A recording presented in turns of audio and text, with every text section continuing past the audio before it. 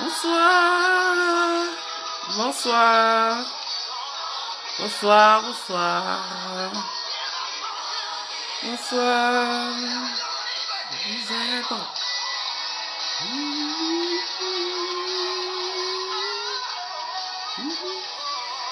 Vous êtes bon.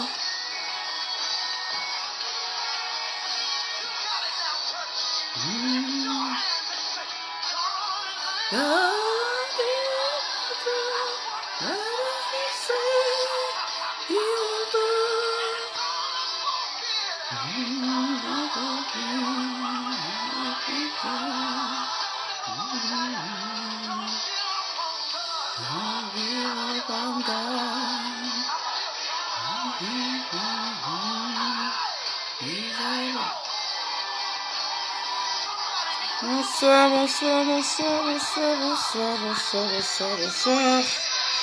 Bonsoir, bonsoir. Bonsoir à tous et bonsoir à toutes. Bonsoir.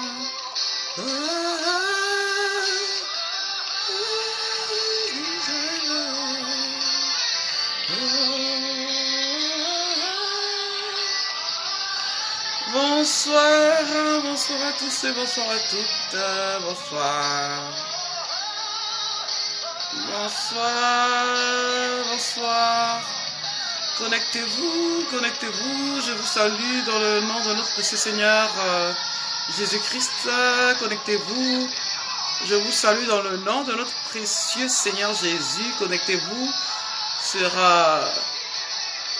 mon Facebook.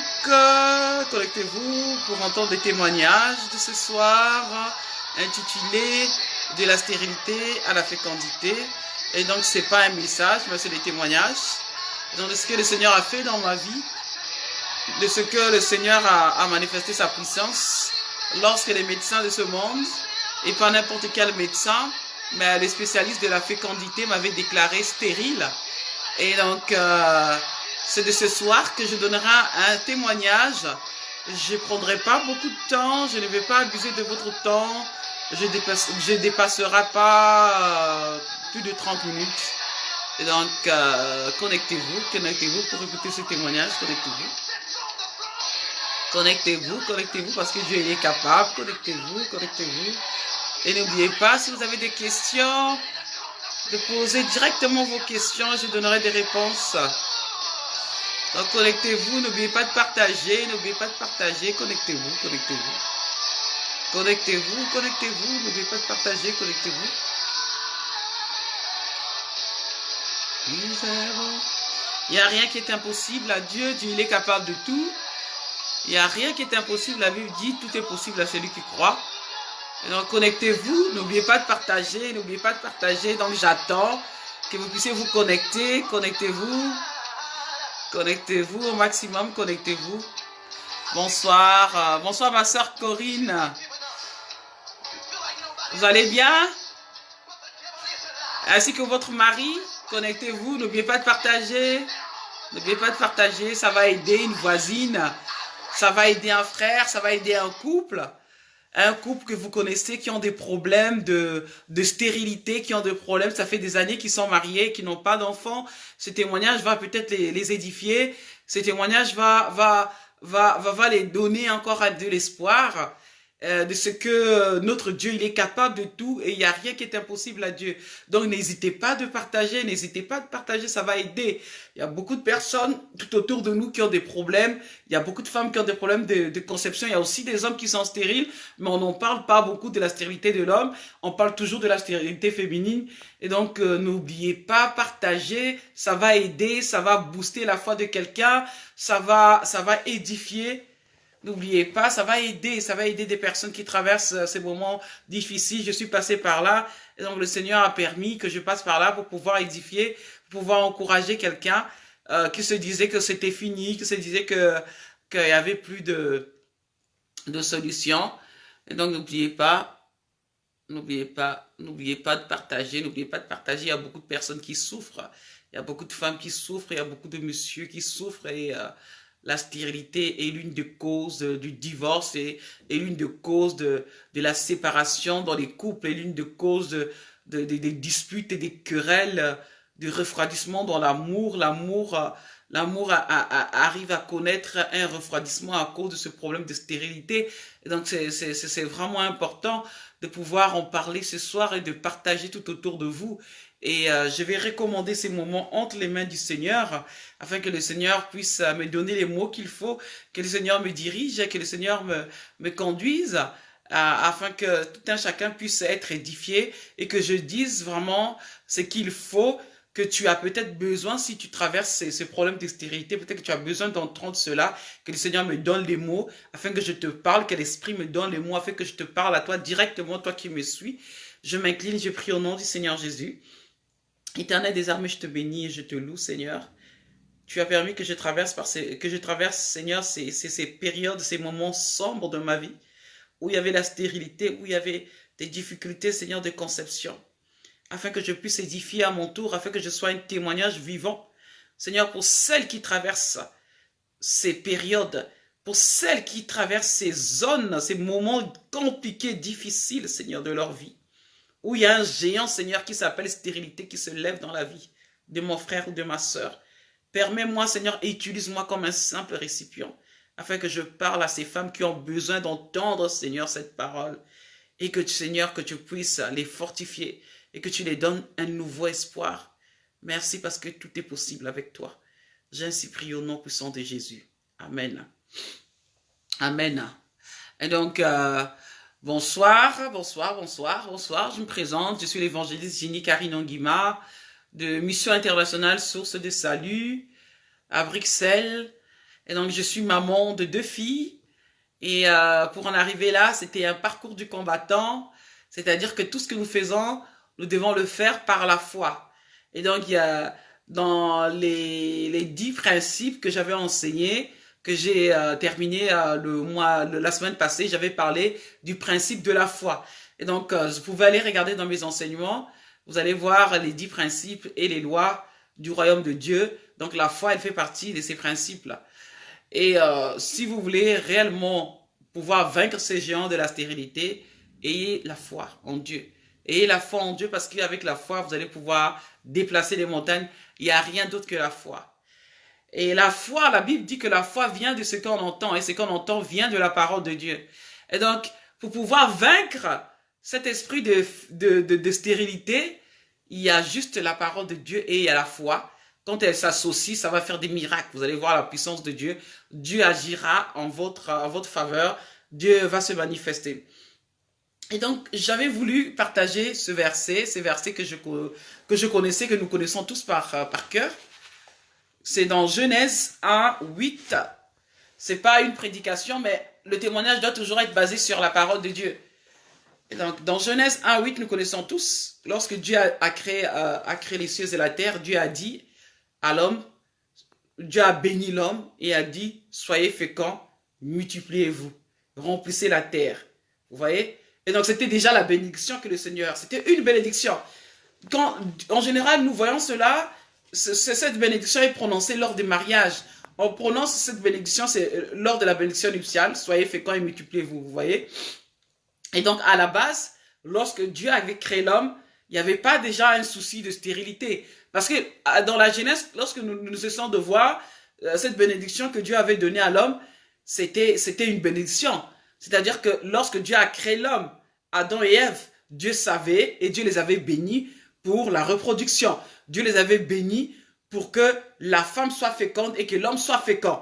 Donc, il n'y a pas de raison valable que la femme ou un homme se retrouve à devenir improductif, à devenir stérile ou que l'homme devienne stérile. Il n'y a pas de raison parce que lui, le Créateur, il nous a créés en tant qu'hommes et femmes fécondes. Donc, ça, c'est déjà une base biblique. Vous devez déjà partir de ce principe que Dieu avait déjà béni l'homme. Dans le livre de Genèse 1:8, Dieu avait déjà béni l'homme. Il a dit à l'homme et à la femme, soyez féconds et multipliez-vous. Ça veut dire que dans les appareils génitaux, les appareils de reproduction de l'homme et de la femme étaient déjà capables de se reproduire. Ça veut dire qu'il n'y avait pas l'anomalie, il n'y avait pas de problème de stérilité. Vous voyez? Et donc, la question que vous devez vous poser, c'est que, mais d'où vient ce problème de stérilité? Pourquoi ce problème de stérilité? Puisque Dieu avait déjà béni l'homme. Le problème de stérilité est arrivé avec le péché. Et donc, la maladie est entrée suite au péché. Et c'est comme ça que nous nous retrouvons avec des maladies et que on se retrouve avec des problèmes de stérilité. Et donc, je vous donne mon témoignage à moi. Donc, je me suis mariée à mes 21 ans. Je n'avais pas d'expérience sexuelle. Et je me suis mariée avec cet homme. Et cet homme, il s'est dégagé de tout ce qu'il fallait donner à ma famille. Il a donné la dot, il a donné la présentation, il a donné le deuxième vin. Chez moi, dans ma culture, il y a au moins 3 ou 4 vins qu'il faut donner. Les bouchons et patati patata, il avait tout donné. En tout cas, il était réglo, il était en règle. Et après quelques mois, je me retrouvais, j'avais des retards de 1 mois, 2 mois, et juste avant d'arriver à mon 3e mois, je faisais des fausses couches. Et donc c'était toujours ça. La première fois, j'ai dit bon c'est pas grave, peut-être que j'étais malade ou il y a quelque chose qui s'est passé. C'est pas grave, ça viendra la prochaine fois. Et la deuxième fois c'était la même chose. Je me retrouvais toujours enceinte de retard de 1 mois, de 2 mois, de 3 mois. Juste avant d'arriver 3 mois pile, je faisais toujours des fausses couches. Et ça m'est arrivé comme ça plus de 3 ou 4 fois, 5 fois. J'ai fait des fausses couches. J'ai dit, c'est pas possible. Alors là, je suis allé consulter, je suis allé voir le gynécologue. Ici à Bruxelles, un spécialiste, il s'appelle le docteur Gérard Charles.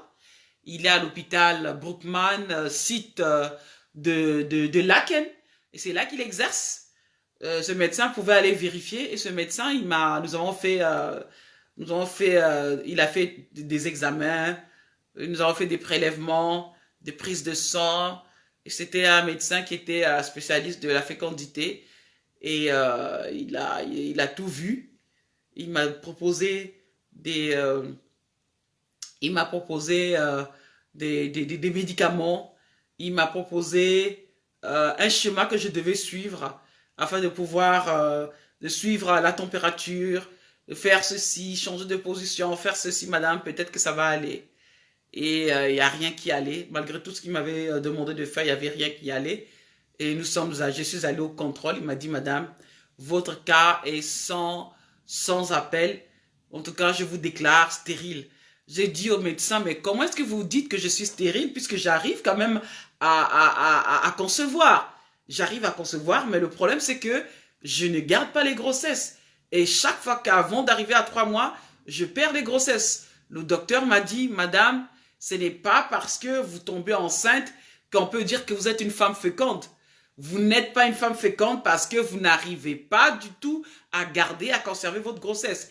Et d'ailleurs, même quand vous essayez d'ovuler, parfois votre ovulation est neutre, il n'y a rien du tout qui se fait. Et donc, il y a une forme de production qui est en vous, vous êtes stérile. Et donc, je vous déclare stérile. Et je suis rentré chez moi, j'ai pleuré. Il m'a dit, madame, vous êtes stérile. Vous êtes stérile. Et la seule chose que je vous demande, je vous conseille de faire, c'est de faire la méthode in vitro. Voilà ce qu'il m'a dit. Et j'ai pleuré, mais j'ai fini les larmes de mon corps. J'ai pleuré. Et je suis allé voir mon mari. Et j'ai dit à mon mari, voilà ce que le médecin a dit. Le médecin m'a déclaré stérile. Et maintenant, qu'est-ce que je vais faire? Il m'a dit, le médecin a dit que la seule solution pour nous, c'était de faire la méthode in vitro. Il m'a dit, quoi? In vitro? Moins bon africain, in vitro. Mais il est fou ton médecin. Il est fou ton médecin, ton gynécologue, là, il est fou. Moins in vitro. Il a refusé. Il a voulu rien savoir. Il a dit, jamais. Je ne ferai jamais ce genre de truc. Bah, comme je n'avais que 21 ans, j'étais devenue la risée de tout le monde. Les gens se moquaient de moi. Et c'était difficile de pouvoir vivre ces moments de stérilité où vous n'arrivez pas à concevoir parfois. Et parfois, vous tombez enceinte, vous ne gardez pas la grossesse. Et je souffrais, mais je pleurais. Parfois, vous n'avez même plus l'appétit parce que quand vous voyez que vous êtes une femme mariée et que cet homme, il vous donne ce qu'il faut et que cet homme, il vous donne ce qu'il faut et qu'il prend soin de vous, la moindre des choses pour pouvoir remettre l'ascenseur à votre mari, c'est de lui donner un enfant. Vous êtes une femme qu'il a épousée légalement, dans l'art et les règles. Et vous avez épousé légalement, c'est pas dans le copinage. mais je n'arrivais pas à lui donner un enfant. Et j'ai pleuré, mais j'ai pleuré, mais j'ai pleuré, j'ai pleuré. Dès que je voyais un enfant passer dans un berceau, que je voyais que j'étais incapable de pouvoir donner un enfant à mon mari, j'ai pleuré, mais je finissais tous les larmes de mon corps. Et il me disait, hey, moi, qu'est-ce que je vais faire? Qu'est-ce que je vais faire? Mais puisqu'on était arrivé au point où toute la famille, ma belle famille, a commencé à se mêler, et il y avait la pression de sa famille qui lui a dit, ben non, tu as épousé cette fille, elle a que 21 ans. Et comment ça se fait qu'à 21 ans, elle n'arrive pas à concevoir? Qu'est-ce qu'elle a fait dans la vie? Elle n'a encore rien fait. Et puis, comment est-ce que ça se fait? Elle n'a pas fait des avortements, rien comme ça fait qu'elle est stérile. Et ça, c'est un problème de famille. Il faut aller voir son père. Ben, justement, c'est ce qu'il a fait. Il est allé voir mon père, mon défunt papa. Ils ont discuté. Il a dit à mon père, papa, moi, j'ai épousé ma femme dans les règles de l'art, et pourquoi est-ce que ma femme n'arrive pas à concevoir, patati patata, papa, tu dois voir cette histoire, il y a la sorcellerie qui est là, papa, ma femme, c'est ci, ma femme, et mon père, il était gêné, ma mère était gênée. Oui, notre fille et votre fille est mariée, ça fait bientôt 2 ans qu'il n'y a pas d'enfant, il n'y a rien, et comment ça? Et moi, j'avais la pression, j'étais gêné, je mangeais pas, quelle honte, imaginez-vous, cet homme est allé voir ma famille, cet homme est allé voir ma... Oh là là là là, j'ai presque l'émotion, j'ai presque des larmes, mais je me retiens, que le Seigneur me préserve, que le Seigneur me garde, que le Seigneur me garde, que je ne pleure pas, et que le Seigneur me donne la force de pouvoir retenir mes larmes. Vous voyez? Et que cet homme est allé voir ma famille pour dire à ma mère et à mon père que j'étais stérile et que je n'avais pas à faire d'enfant, que le médecin m'avait déclaré stérile, que j'allais pas, et que mon père devait aller voir parce que c'était la sorcellerie. Mon père lui a dit, je te donnerai la réponse d'ici quelques temps, moi je vais aller voir un peu avec ma famille. Et donc après quelques temps, mon papa est allé consulter sa famille, a vu ses sœurs et tout ça. Papa, on lui a répondu à mon papa que qui avait pas, il est allé consulter, il est allé voir, hein, il est allé voir les voyants, il est allé voir moi je sais pas qui, les féticheurs et autres, pour demander pourquoi est-ce que ma fille n'arrivait pas à concevoir, parce que on n'a pas de problème de stérilité. Et on a dit à mon père, il n'y avait pas un problème, apparemment il n'y avait pas un problème. Mon père a dit non, elle va concevoir, elle aura un enfant. Et mon ex-mari a dit ok, ça va, on verra. Et moi j'ai continué dans mes prières, j'ai dit mais Seigneur, ce n'est pas possible. Seigneur, ce n'est pas possible. Qu'est-ce que je fais pour mériter cela? Et je me suis basé sur, sur ces versets que je vous ai dit, que le Seigneur a béni, il a dit, soyez féconds et multipliez-vous. Et je me suis basé aussi sur le verset de la Bible dans Exode 23, 26, qui nous dit qu'il n'y aura pas de femmes stériles et ni de femmes qui avortent. Il n'y aura pas dans le pays une femme stérile ni de femmes qui avortent, vous voyez. Et donc, je me suis basé sur tous ces versets. Je me suis basé et j'ai prié le Seigneur, mais ça venait toujours pas. Et un jour, je suis allé à l'église et j'ai entendu, il y avait un jeune pasteur, un stagiaire qui était venu enseigner et il a dit que il y a des personnes, parfois dans notre corps, il y a des territoires qui sont occupés par l'ennemi. Le territoire est occupé par l'adversaire. Parfois, vous dites que non. Vous voyez, par exemple, dans une guerre, l'ennemi, qu'est-ce qu'il fait? Il s'accapare des territoires. Au fur et à mesure que l'ennemi s'accapare des territoires, bah, c'est lui le vainqueur. Et lorsque l'ennemi s'accapare du territoire, il peut faire tout ce qu'il veut dans ces territoires. Donc, ce territoire lui appartient. Et justement, il avait cité l'histoire des guerres. Comment est-ce que dans la Bible, dans l'Ancien Testament, comment les ennemis prenaient possession du territoire. Il a expliqué tout cela. Et quand j'ai entendu cette parole, ce pasteur stagiaire-là, c'était un pasteur stagiaire, c'était pas un pasteur qui était titulaire. Il n'était même pas consacré à l'époque, mais il avait donné cette parole.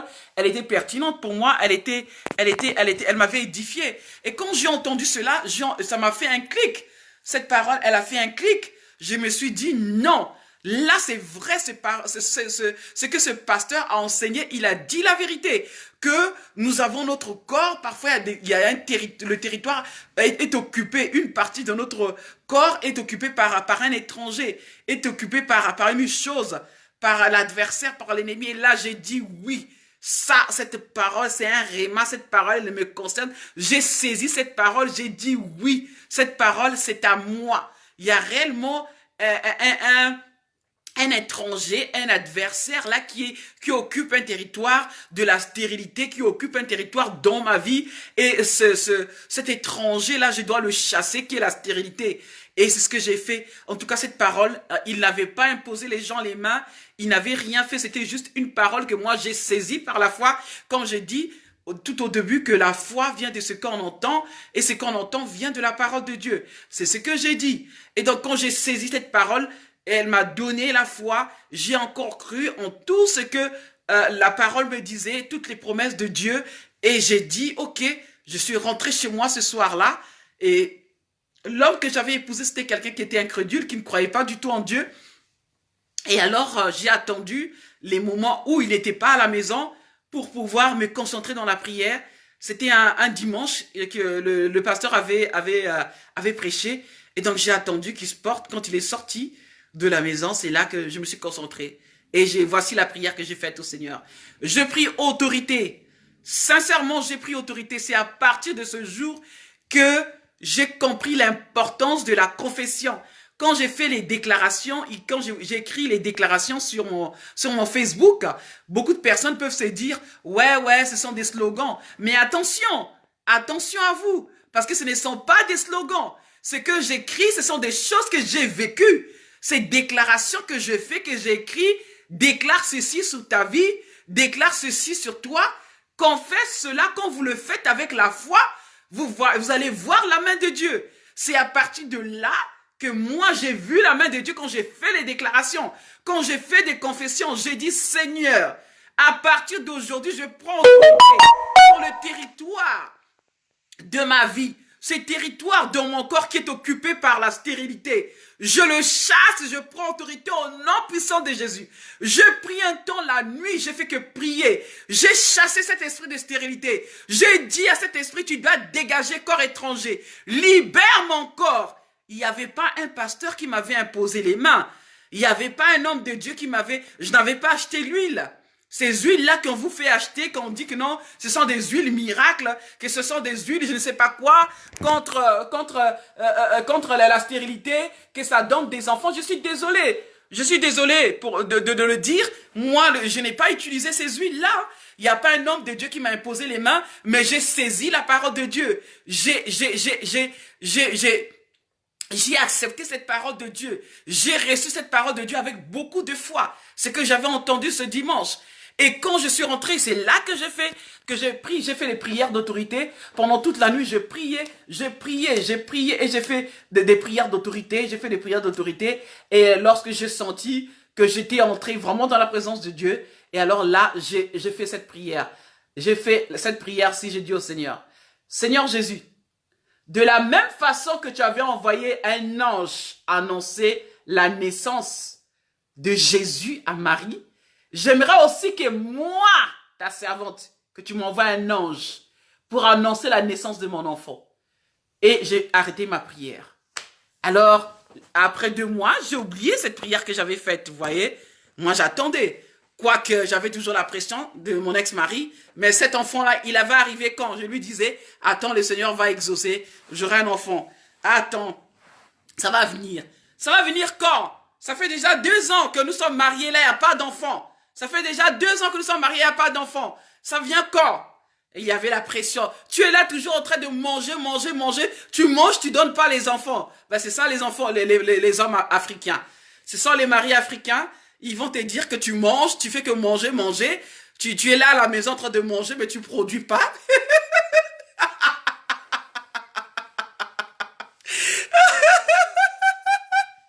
Ce sont les hommes africains. Tu es là en train de manger, tu manges, mais tu produis pas, tu me donnes pas un enfant.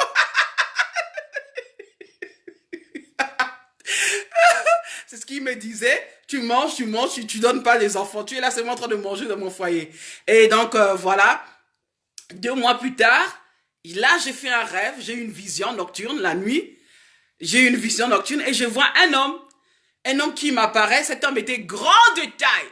Il allait jusqu'au ciel. Ce que je dis, ce n'est pas des inventions. Je n'invente rien. Je suis une servante de Dieu et je parle devant Dieu, devant les anges, devant les démons. Ce témoignage, il est réel. Je l'ai vécu. La prière que j'ai faite, j'ai vécu. C'est pour ça que je dis, les déclarations que je fais, faites attention quand vous déclarez cela par la foi, vous verrez la main de Dieu parce que moi, pour concevoir, j'ai fait ces déclarations, j'ai saisi cette parole que j'avais écoutée à l'église et j'ai prié chez moi à la maison en faisant ces déclarations. C'est comme ça que j'ai vu la main de Dieu. Et quand j'ai fait la prière, cet ange m'est apparu 2 mois plus tard. J'ai vu cet ange m'apparaître. Il m'a dit, voici la puissance qu'aura ton enfant. Il m'a bien, je n'ai jamais oublié cette vision que j'ai eue. Il m'a dit, voici la puissance qu'aura ton enfant.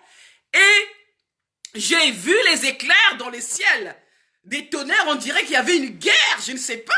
C'est comme s'il y avait une guerre spirituelle, ça a grondé de tous les coins. Bam, bam, ça jaillissait de tous les coins. C'était horrible, c'était un spectacle. Déjà quand il pleut, quand on voit les éclairs, comment ça résonne, parfois, moi, je me cache, moi. Quand j'entends les éclairs, je me cache parce que c'est insupportable quand il pleut. Surtout en Afrique. Mais là, imaginez-vous que c'était en vision.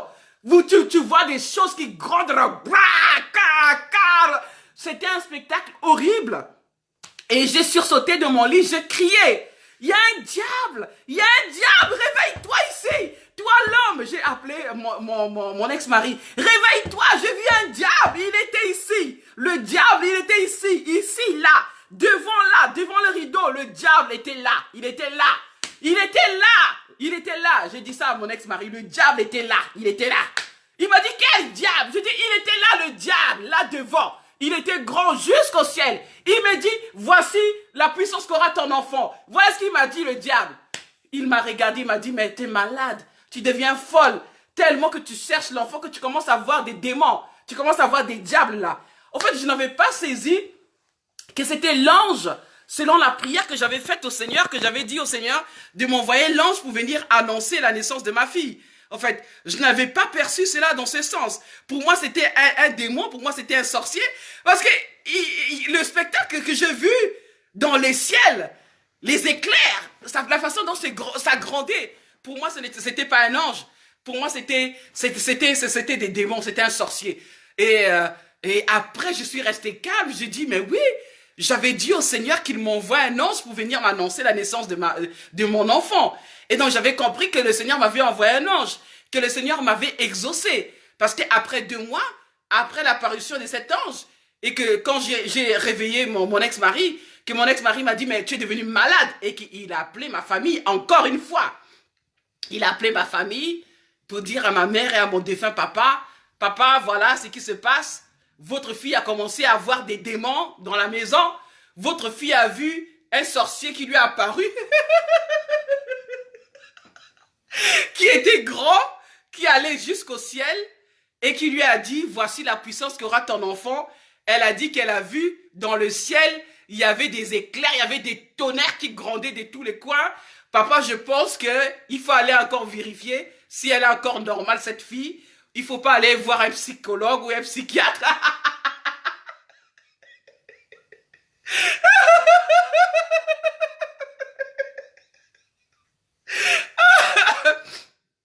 Et donc, voilà ce qu'il a dit. Et mon papa a dit, mon père m'appelle, il me dit, qu'est-ce qui se passe là-bas? Tu commences à voir les démons. Tu commences à voir des esprits. Je dis, mais papa, c'est ce que j'ai vu. C'est ce que j'ai vu. Cet homme, il était grand, il allait jusqu'au ciel. Il m'a dit, voici la puissance qu'aura ton enfant. Et mon père a dit, est-ce que tu es encore normal dans ta tête? J'ai dit, oui, papa, je suis normal. C'est ce que j'ai vu. Et donc, voilà, 2 mois plus tard, c'est là que j'ai eu un retard.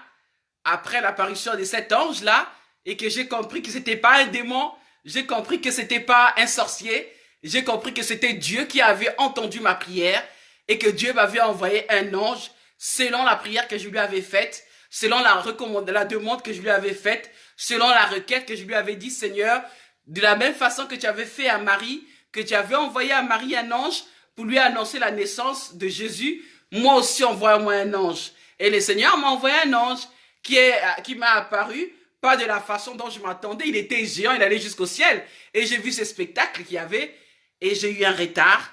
Et alors j'annonce à mon ex-mari que j'ai un retard, il me dit, oh, je connais cette histoire-là. Ah, je connais cette histoire. J'ai dit, comment est-ce que tu connais cette histoire? Il m'a pas cru. Et donc, je suis allé voir le gynécologue. Je dis au gynécologue, voilà, docteur, j'ai un retard. Il me dit, oh, madame, on connaît, hein. Vous en retard de quoi? Il m'a dit ça, en retard de quoi? Vous avez un retard de quoi? Le gynécologue, il a mis en doute. Moi, en tout cas, je ne vous crois pas. Ben, on va faire la prise de sang. Ben, c'est ce qu'on a fait. Lorsque nous avons fait la prise de sang, la prise de sang a confirmé que j'avais un retard et que j'étais enceinte. J'ai dit gloire au Seigneur. Mon ex-mari me dit, je connais le scénario, hein, je connais le scénario. Et donc, il me restait encore 7 mois, et il me restait encore 10 ans, et j'avais encore peur que cette fois-ci, arrivé à 3 mois, que je fasse encore une fausse couche. Le médecin m'a dit, madame, vous n'êtes pas féconde parce que vous ne portez pas un enfant. Votre grossesse n'arrive pas à terme.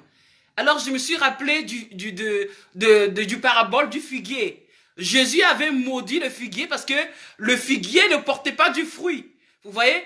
Il a maudit parce qu'il a cherché partout parce qu'il avait faim. Il a vu qu'il n'y avait pas de fruits et donc il a maudit ce figuier parce qu'il n'avait pas de fruits. Eh bien, c'est exactement ce qui se passe. Le médecin, il considère que vous êtes stérile quand vous n'arrivez pas à porter une grossesse à terme.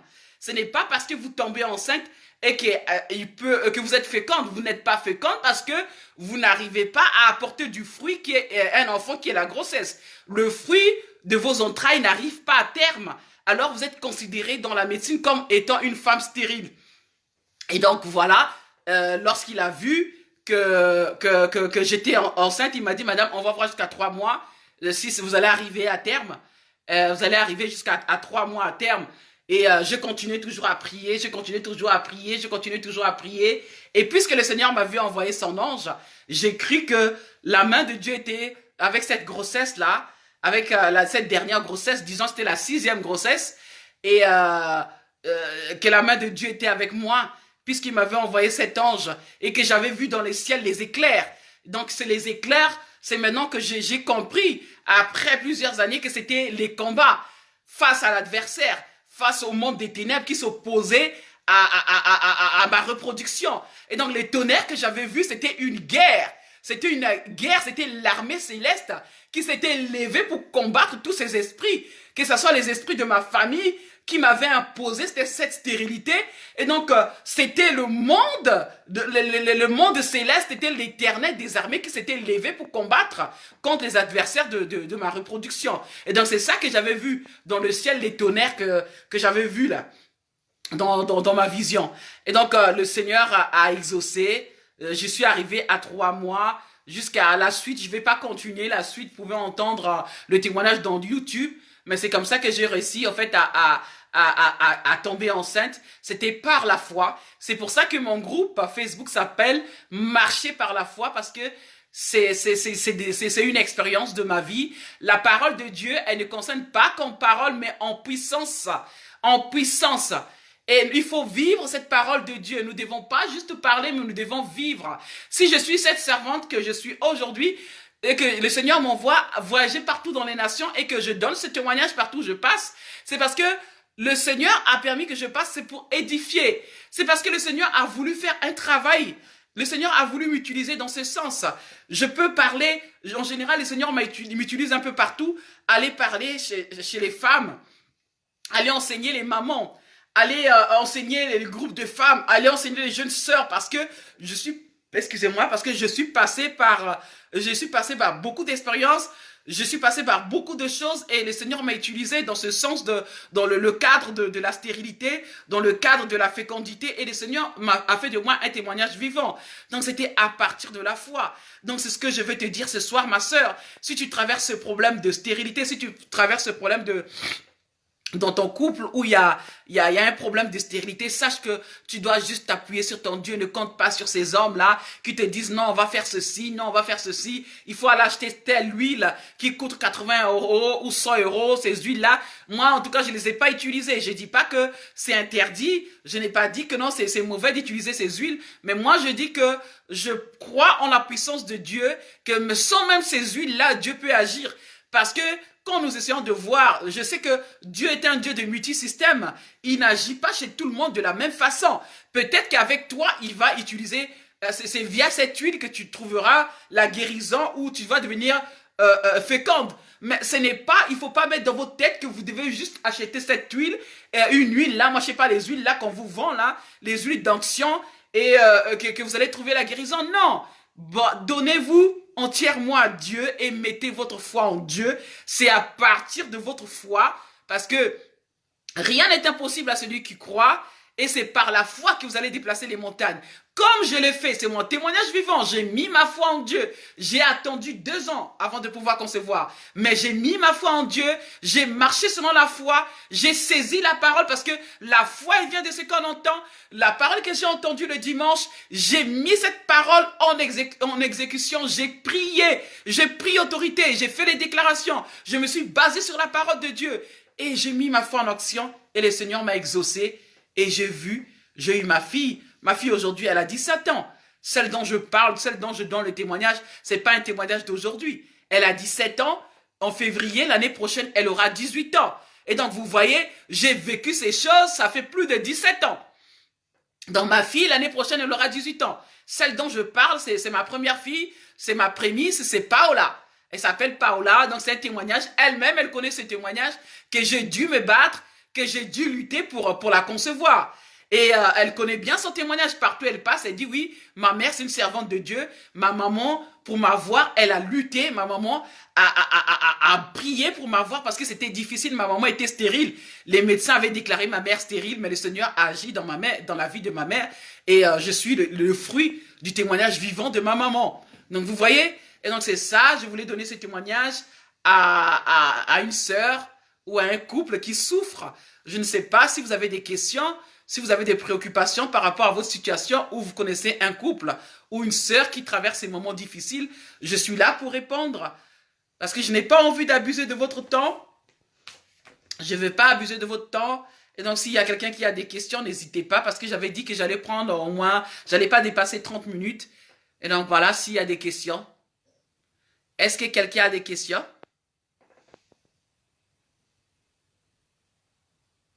Est-ce que quelqu'un a des questions? Et donc voilà, moi c'était vraiment la foi. Et donc la chose principale pour pouvoir vaincre ces géants de la stérilité, ces géants de la productivité, c'est la foi. Il faut se baser vraiment c'est vraiment la foi. La foi est la base de tout. Et puis la patience. Il faut être patiente parce que vous pouvez avoir la foi comme Sarah, elle avait la foi. Mais c'était pas le temps de Dieu. Donc, Dieu agit en son temps, il agit en son temps. C'est un maître de temps et des circonstances. Donc, c'est pas obligatoirement que nous n'avons pas la foi que ça n'arrive pas. Dieu agit en son temps. Et donc, moi, mon temps à moi, j'ai attendu presque 2 ans. Il y a des femmes qui attendent 7 ans, 10 ans. Vous voyez? Et donc, Dieu agit en son temps.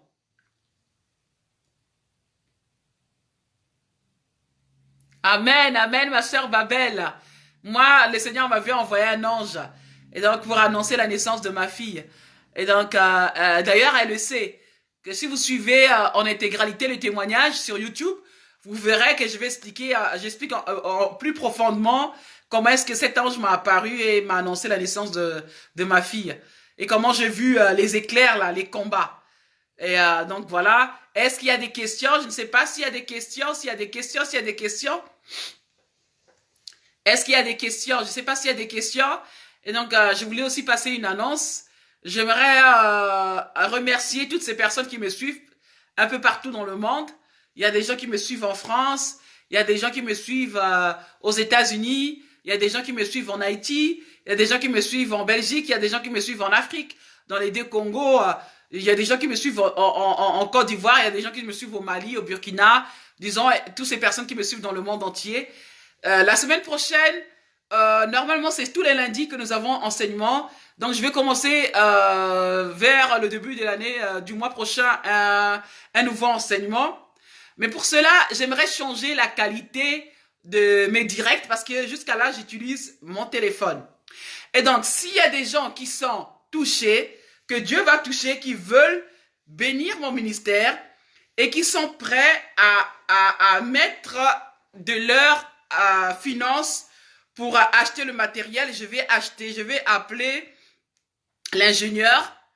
J'ai pas dit que vous allez acheter tout le matériel parce que la semaine prochaine, normalement, il est prévu que j'aille avec l'ingénieur de son acheter le matériel.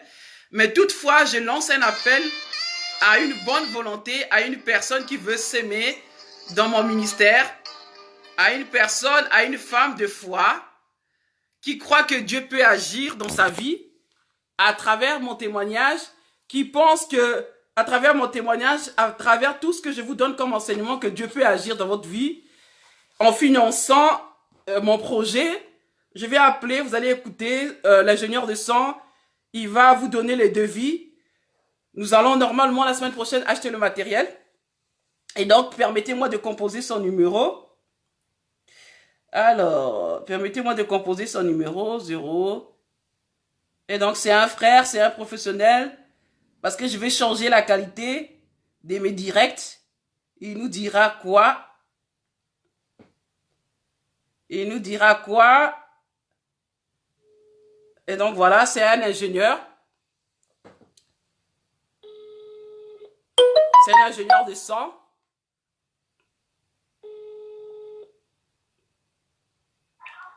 Allô? Allô? Bonjour, mon frère. Oui, bonjour. Bon, donc, c'est l'évangéliste Gini, hein? Ah oui, bonsoir, évangéliste. C'est Papa Pichou? C'est Papa Pichou? Pardon? C'est Papa Pichou?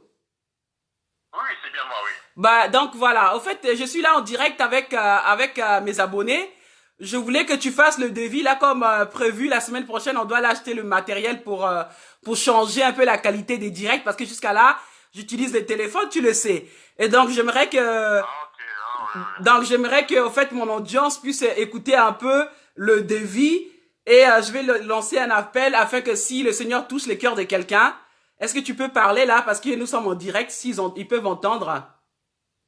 Oui, donc comme je t'avais conseillé, c'est-à-dire faire le direct avec un téléphone, avec le son panoramique, le rendu n'est pas de bonne qualité, l'audio n'est pas bon et l'image n'est pas claire vu la qualité aussi du téléphone, quoi. Et moi, je t'avais conseillé donc d'investir sur un mini studio, c'est-à-dire de capitaliser sur une petite caméra, une table de mixage, un micro professionnel donc de qualité, soit sans fil ou bien micro cravate ou bien micro de radio et une lumière pour pouvoir avoir un rendu excellent et le câblage spécifique, quoi. Donc c'est pourquoi j'avais dit bon, si vraiment le budget ne le permet pas, on peut opter pour une caméra, par exemple une Sony FDR AX53, il est à 750 €. C'est une très bonne caméra 4K, donc dont le rendu est vraiment meilleur.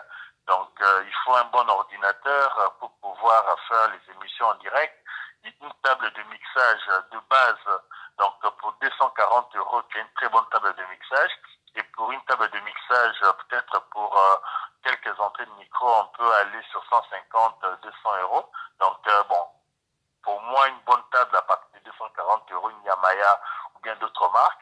Les micros Sennheiser, donc ou Rode, donc de bonne qualité, c'est à partir de 150, 200 €. Donc pour moi, un budget minimal de 1500 € peut suffire à avoir un petit mini studio de départ. Et après, au fur et à mesure, on pourra rajouter des matériels, quoi. Donc voilà un peu ce qu'on avait convenu, quoi. Ok, j'allais te dire, Dépend, tu n'as pas précisé. ça dépend du budget, Ouais. c'est-à-dire en fonction du budget qu'on aura, et là on pourra savoir quel type de caméra, quel type de micro, quel type de table, quel type de câblage, donc tout vraiment est lié au budget, mais pour moi à 1500 € de départ, on peut déjà capitaliser sur quelque chose de bien, d'excellent pour pouvoir commencer notre studio local à la maison, quoi. Et là, on pourra élargir avec des fonds verts pour faire l'incrustation, par exemple, et ainsi de suite, quoi. Des mélangeurs, une deuxième caméra, une troisième pour pouvoir changer de phase de vue, parce que avoir une monotonie, c'est-à-dire l'œil se fatigue quand on fixe une image pendant plusieurs minutes, quoi. C'est pourquoi même dans les informations, généralement, on change de séquence, on change d'image pour pouvoir essayer un peu de reposer l'œil, quoi. Donc voilà un peu, quoi. Ouais, j'allais te dire, tu t'es pas présenté, tu n'as pas dit que tu es ingénieur professionnel et que tu n'es pas un Oui, bricoleur. donc je suis, Voilà. Il faut le préciser que tu es un professionnel. Il faut le préciser que tu n'es pas un donc, je bricoleur. suis ingénieur télécom, donc je travaille pour des télés, donc pour des radios, donc je travaille aussi sur le traitement des signaux satellitaires, tout ça, quoi. Donc ce que tu fais, bon, c'est une de partie de mes attributions, mais j'ai installé plusieurs télés, Radio Connu. Non, ne fais pas la pub. Ne fais pas la pub de toutes ces chaînes-là. Ne fais pas la pub, s'il te plaît. Non, je ne vais pas faire la pub. Non, j'explique que c'est mon domaine d'activité, quoi. Bon, je soutiens aussi beaucoup les hommes et les femmes de Dieu. Amen, amen, amen, amen. Donc voilà, parce que, donc on le veuille ou pas, la communication est indissociable actuellement avec l'évangélisation. Amen, donc, amen. Avec un réseau social comme Facebook, on peut en quelques minutes toucher des centaines de milliers de personnes. Amen. Organiser un événement peut-être au stade Roi-Baudouin chez nous ici en Belgique où il n'y a que 70 000 personnes, ça peut te coûter 100 000, 50 000 euros pour tout organiser, alors que sur Facebook avec une petite caméra, tout ça, c'est gratuit et tu touches beaucoup plus de personnes. Amen. Parce que j'ai vu dans ton blog, tu touches 27 000 personnes. C'est énorme, je sais pas, c'est plus que Bercy, c'est plus que le Zénith. Amen. L'Olympia. Non, mais tu t'imagines, donc c'est comme si tu remplissais 2 fois le Zénith. Amen. Donc, il faut bien réaliser que les réseaux sociaux ont une importance capitale dans l'évangélisation. Merci beaucoup. Et donc, voilà. Merci beaucoup, frère Pichou. Merci beaucoup. Non, de rien, on est ensemble. Donc, ouais, on est ensemble. Donc, à la semaine prochaine. Hein. On pourra envisager du matériel de qualité. Merci beaucoup. Donc, je vous souhaite tous une bonne soirée. Bonne soirée de la part de l'ingénieur. Bonne soirée. Ciao, ciao. Merci beaucoup, ma soeur. Merci pour ton devis. Ouais, merci, okay. Ciao. Bonne soirée. À la semaine prochaine, on se capte. À la semaine prochaine, merci. Ouais, vendredi, comme prévu. Ciao. Ok. Et donc voilà, ça c'est l'ingénieur du son parce qu'il est prévu que la semaine prochaine, que nous puissions changer de matériel, que je quitte un peu ce standing là de filmer, de faire les directs avec mon téléphone. Et donc la semaine prochaine, il est prévu, comme j'ai lancé cet appel, s'il y a quelqu'un qui a été touché par ce message, quelqu'un qui a entendu ce que l'ingénieur de son a dit, et qu'il y a une personne qui veut financer, qui veut aider pour acheter du matériel pour mes directs Facebook, le Seigneur ne manquera pas de vous bénir. Donc, écrivez-moi inbox ou vous m'appelez directement sur mon WhatsApp au numéro belge WhatsApp 0032 465 13 43. Oh là là, non, c'est pas ce numéro. Désolé. 0465 39. Oh, au fait, mon numéro, je l'oublie. Oh là là, non. C'est le 0465 80 39 39. Voilà. 0465 80 39 39. Là, je voulais donner un autre numéro.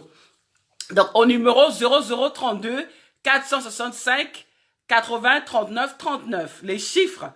Donc, si quelqu'un a été touché, quelqu'un peut m'envoyer un texto par rapport à... Parce que j'ai lancé cet appel-là. Si quelqu'un veut toucher la main de Dieu, si quelqu'un veut toucher le cœur de Dieu par rapport à cet appel que j'ai lancé pour soutenir pour le studio, afin que je puisse changer de standing, changer un peu le matériel de mes lives. Donc, si c'est possible, vous pouvez me contacter via mon WhatsApp au 0400 0032 465 80 39 39 ou laissez-moi un message. Ah, vous êtes ici. Ouais, c'est ça. 0465 80 39 39, c'est ça. Merci beaucoup, ma sœur Judy Kael. Et donc, si quelqu'un a été touché par cet appel de fond, pour changer un peu, parce que là, on est avec les téléphones, parfois j'ai mal aux mains, et donc pour changer un peu le son, pour changer un peu, hein, ça va nous permettre de faire des images de qualité, avec des sous-titres, hein, ça va permettre aux gens, je vais directement les mettre sur mon YouTube à moi, et donc ça nous permettra beaucoup plus de choses. Et vous allez être fiers de pouvoir partager ces images, que ça ne soit pas les images de Cro-Magnon, là, l'homme de Cro-Magnon, Homo sapiens, que j'utilise juste mon téléphone. Ça va être quelque chose vous allez être fiers, quelque chose de bien. Vous voyez, investissez dans cela. Investissez. Ce n'est pas toujours... parfois, vous êtes là en train de prier, vous attendez à quelque chose que Dieu agisse dans votre vie, mais vous ne voulez pas financer, vous ne voulez pas aider. Et beaucoup de gens sont là à critiquer mes directs. Oui, elle utilise son téléphone, mais vous êtes où? C'est bien de pouvoir critiquer, mais donner des idées et suggérer. Donner des suggestions. Et donc, j'ai reçu des suggestions de pouvoir changer le matériel. Donc, vous pouvez aussi participer. Donc, il ne suffit pas juste de parler et de critiquer, mais investissez aussi. Donc, investissez, je compte sur vous. Le numéro de téléphone 0032 465 80 39 39. Et donc, ou bien écrivez-moi sur ma messagerie directement. Je vous donnerai une réponse. Je vous dirai comment faire afin de pouvoir soutenir ce projet-là, de changer la caméra. En tout cas, la semaine prochaine, le lundi prochain, il y aura pas de direct parce que jusqu'à ce que je trouve les moyens nécessaires pour pouvoir faire parce que vraiment on doit changer l'année prochaine, non, 2020. Ça fait combien d'années que je fais que des directs et des directs qu'avec des téléphones? On doit changer. Et donc nous sommes en fin d'année. J'appelle à votre générosité. Vous attendez parfois quelque chose. Vous priez Dieu pour quelque chose. Vous croyez Dieu pour quelque chose. Il est temps. Si Dieu touche votre cœur, n'oubliez pas. Et donc je vais prier pour clôturer ces moments. Je prie. Éternel des armées, je te bénis, je te loue, Seigneur, parce que il t'a plu de m'utiliser comme un simple récipient afin de donner ce témoignage. Seigneur, ce témoignage afin d'édifier ma sœur et mon frère qui passe une phase sombre de son existence, Seigneur. De ce couple qui pleure, qui gémit, cette sœur qui gémit quelque part, cette voix qui crie, qui hurle de douleur à cause de ce problème d'enfantement, Seigneur, à cause des problèmes d'improductivité. Seigneur, je te prie de toucher les cœurs de cette sœur. Je te prie, Seigneur, de toucher la vie de ce couple qui souffre, Seigneur, que ta puissance, Seigneur, que ta puissance fasse, Seigneur, le changement, que ta puissance, Seigneur, les délivre et les guérisse, Seigneur, de tout esprit de stérilité au nom puissant de Jésus. Seigneur, qui te reçoive cette grâce de la reproduction, qui reçoive cette grâce, Seigneur, de la fécondité, qui reçoive cette grâce de la multiplication. Tu m'as fait grâce d'être féconde, Seigneur. En ma qualité de roi, je déclare à ce couple qui attend des enfants, je déclare à cette femme qui attend de concevoir, Seigneur, je déclare la guérison, je déclare la fécondité au nom puissant de Jésus. Au nom puissant de Jésus. Au nom puissant de Jésus. Je donne ce que tu m'as donné. Tu m'as donné d'être productive, Seigneur. Tu m'as donné d'être féconde, Seigneur. Je le transmets et je le déclare dans la vie de celle qui crie maintenant. Dans la vie de celle qui est déclarée stérile, je déclare la guérison divine au nom puissant de Jésus. Au nom puissant de Jésus, j'ai ainsi prié. Amen. Amen. Et donc voilà, je prie au nom puissant de Jésus. Donc j'attends vos réactions. Ne soyez pas insensibles à l'œuvre de Dieu. Et donc, cette œuvre de Dieu, que chacun apporte sa pierre à l'édifice, que chacun apporte sa contribution, au lieu que nous soyons juste des spectateurs, mais soyons aussi des acteurs. Soyons aussi des personnes qui font la différence, des personnes qui investissent pour le royaume de Dieu. Et donc voilà, je vais vous souhaiter une bonne soirée et à très bientôt. Et donc votre humble servante, l'évangéliste Jenny Karine Anguima, j'ai dit le jeudi, nous n'aurons pas le direct.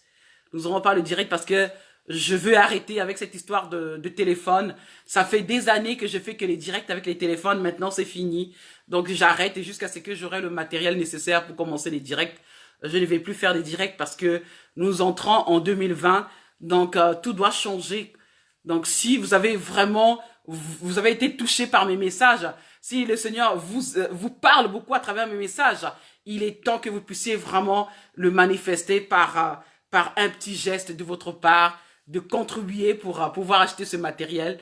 Ce n'est pas pour moi parce que moi, je peux, si c'était pour moi, je peux continuer à utiliser le téléphone, mais c'est pour vous. Ce n'est pas pour moi. Pour moi, je donne ce que j'ai reçu, c'est pas pour moi.